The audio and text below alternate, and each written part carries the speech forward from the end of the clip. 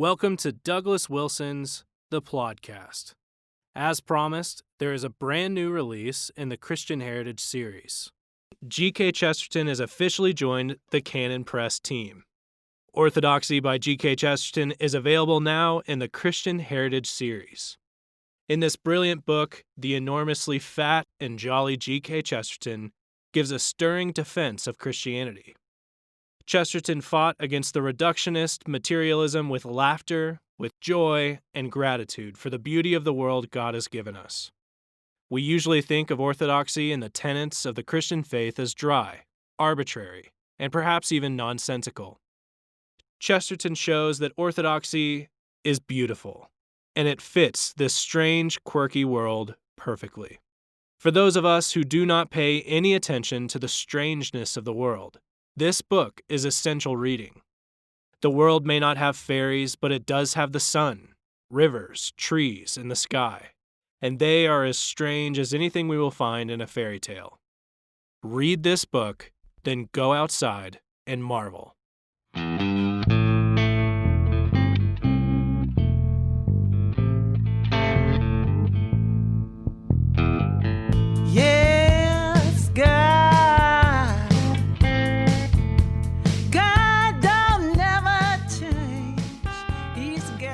So, welcome to the Plodcast. This is episode 149. So, I want to talk about double standards. When you look at the left today, the progressive movement today, if they didn't have double standards, they'd have no standards at all.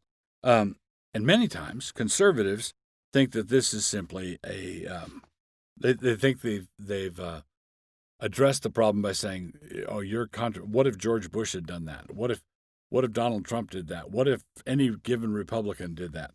Well, what we haven't come to grips with yet is we don't just have a collision of standards.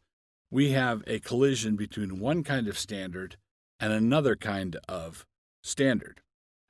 For example, here's why it looks like a double standard. So George Floyd was died in the hands of the police when Officer Chauvin was kneeling on him, and George Floyd died. And Minneapolis went up in a sheet of flame, and then other cities followed suit, and there was no reasoning with anybody, and they burned a bunch of just untold damage, right? Now, try to imagine something happening in racial terms. Let's say an encounter happened where a white citizen was shot by a black police officer. And let's say the same thing happened only in reverse, where the whites rioted. Now, someone's going to bustle up and say, "But there have been periods in history where the whites did riot." Yeah, I know. That's not my point here. People riot because they're sinners.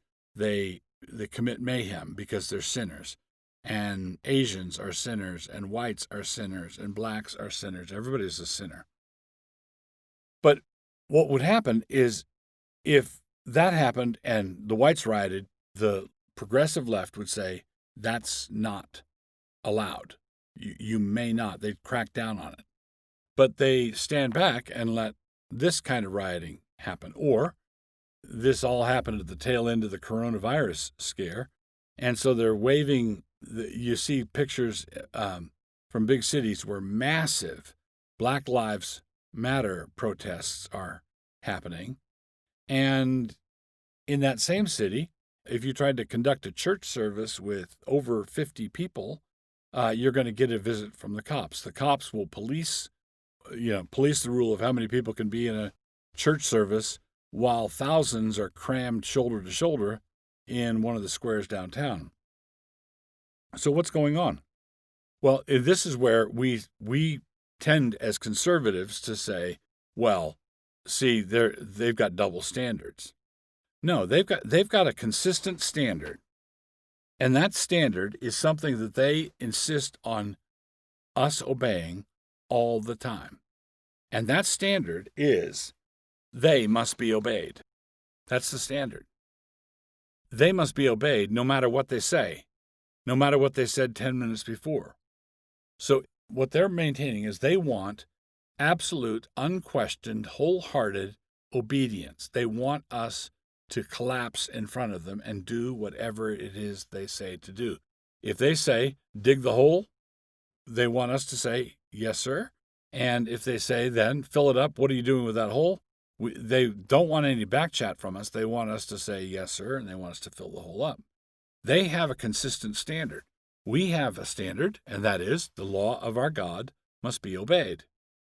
They have the same standard. The law of their God must be obeyed.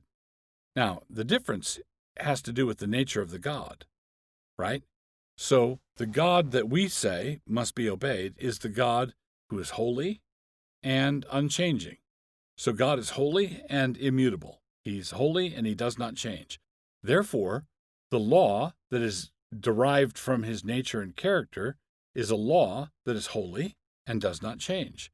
God's law doesn't change because he doesn't change.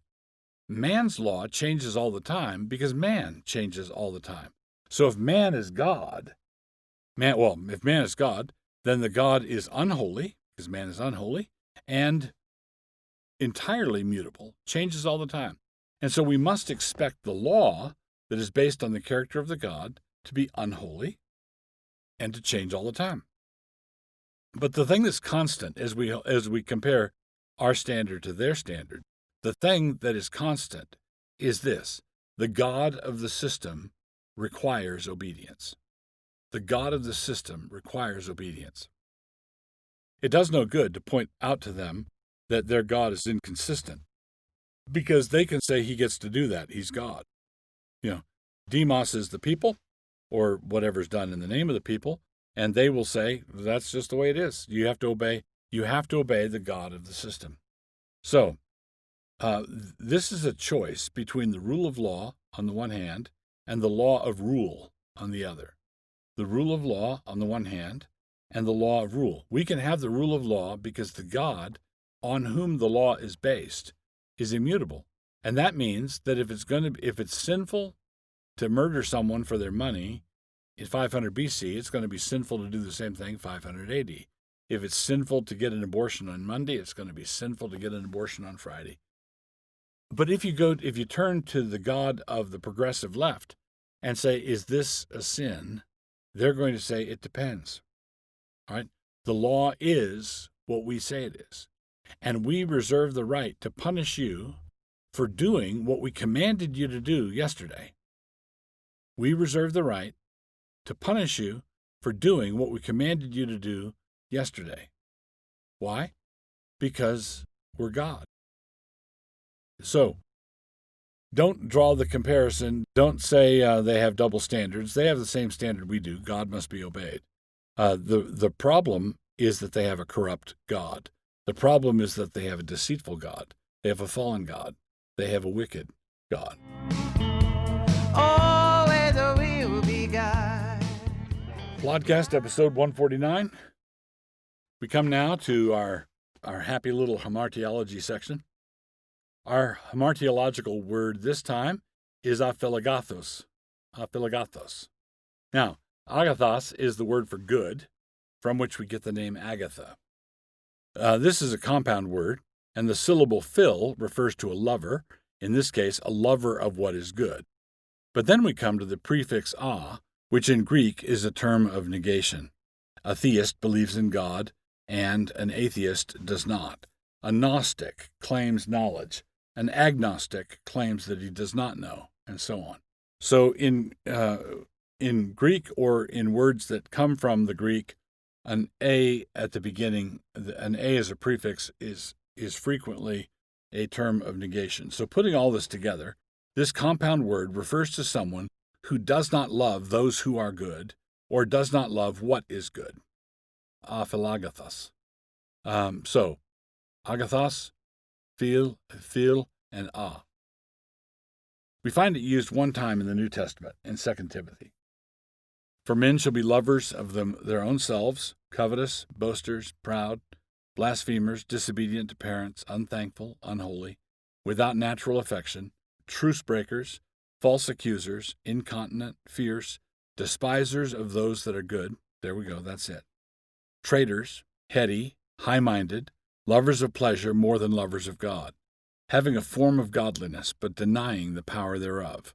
From such turn away. That's 2 Timothy 3, 2-5.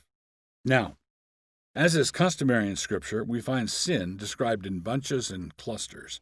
And with regard to this sin, it makes complete sense. For those who despise what is good, there's an awful lot of good out there to despise. Consider some of the things that are mentioned in this list. Holiness is good, and they despise it. That's why they're unholy. Gratitude is good, and they despise it. That's why they're unthankful. Loyalty is good, and they despise it. That's why they're traitors, and so on. It's not at all surprising that Paul says, "From such turn away."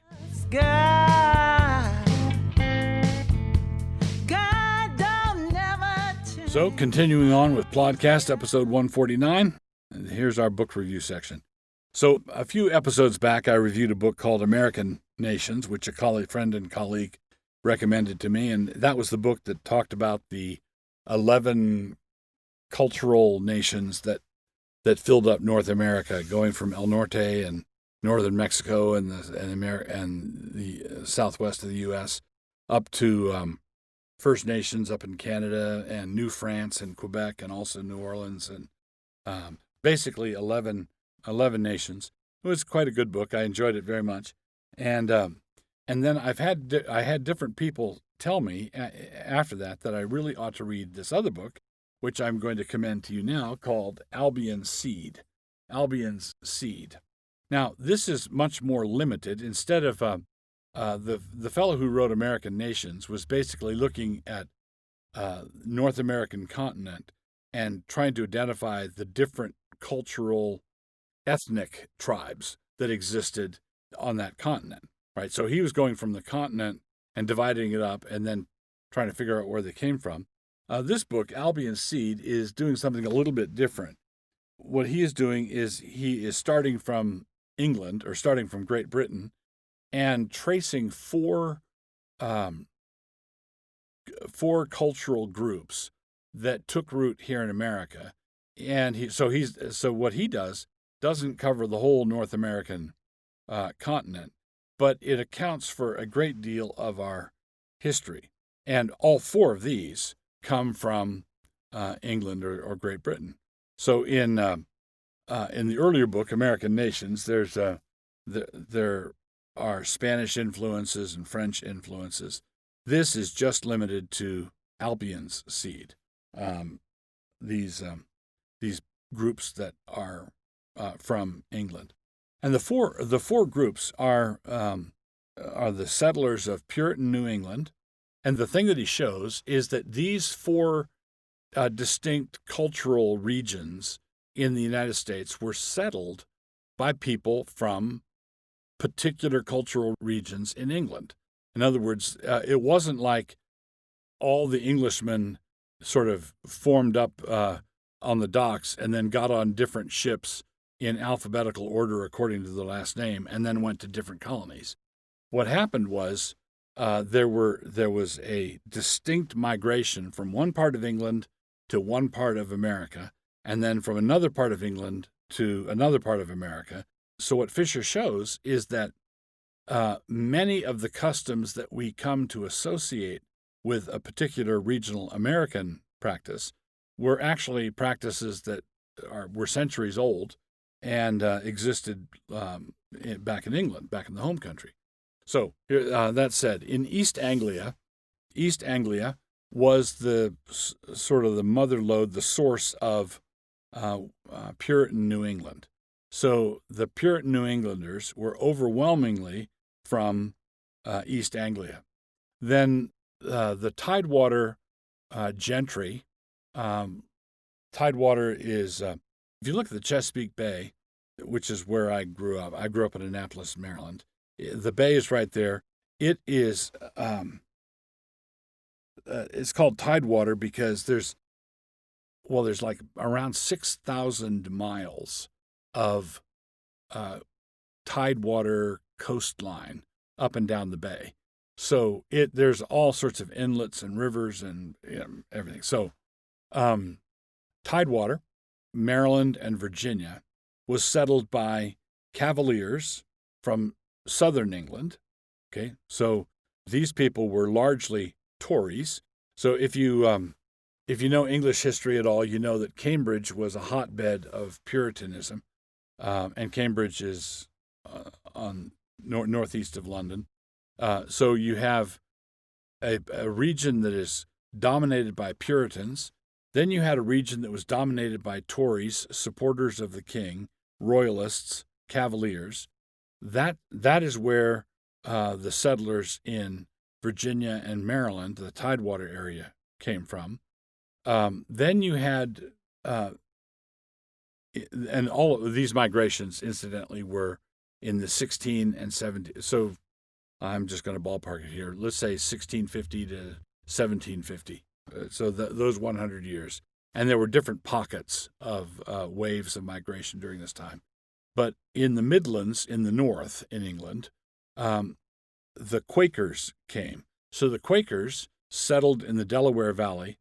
So parts of New Jersey, Delaware, and then Pennsylvania was where the William Penn established his colony.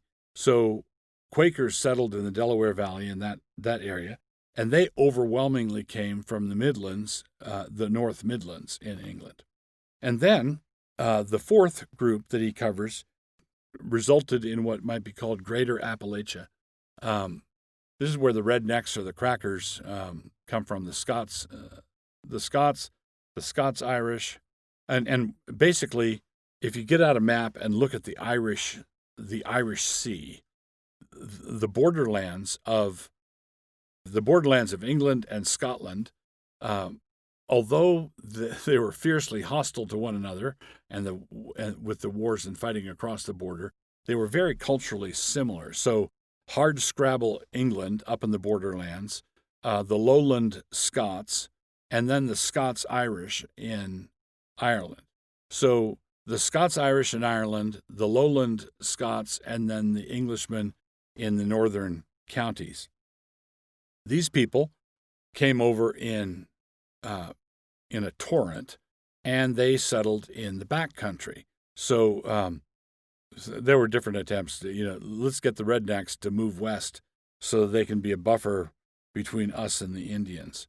So Greater Appalachia extends from, parts of Pennsylvania, western Maryland, down through Kentucky and Tennessee, and we're talking Daniel Boone, Davy Crockett type people. Andrew Jackson came out of this group. So you have 4 distinct regional cultures in America that dominated American development, growth, and, quite striking. Yankee New England was East Anglian. Tidewater, Virginia, and parts of Maryland. Virginia, up to the war between the states, dominated national affairs. Just think how many of our early presidents were Virginians. Madison and Washington and Jefferson. So the Virginia was a dominant force. Then you had the Quakers, who contributed a lot of our customs and our sort of commitment to pluralism and things like that. For the Quakers, that commitment to pluralism wasn't an absolutist secular pluralism, but rather this is what God wants us to do, sort of pluralism. So the Quakers were doing their thing. And then you had the whiskey drinking Celtic warrior type out in the outback. Anyway, this is a pretty big book, and I've been working away at it for a while, and am almost done. But I have to say, I've not enjoyed a book of history quite so much in a long time. This is one of those books that has a great deal of explanatory power. You're reading history from 2 and 3 centuries back, and the book is explaining the things that you're watching on the evening news tonight. So, Albion's Seed by Fisher.